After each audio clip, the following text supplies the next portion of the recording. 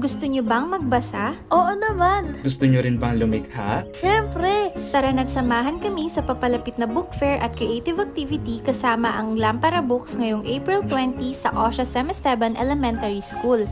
Tiyak na masisiya ng mga bata, guro at mga magulang sa mga bagong libro na hatid ng Lampara Books. Meron pang ipamimigay ng mga libro na para sa eskwelahan.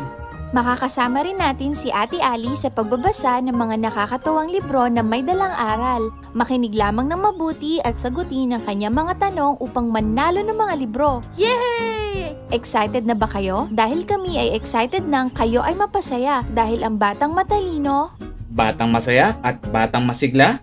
Ay batang Lampara! Sa mga karagdagang impormasyon, bisitahin lamang ang Facebook page ng Lampara Books at bantayan ang mga post at paparating na balita tungkol sa book fair.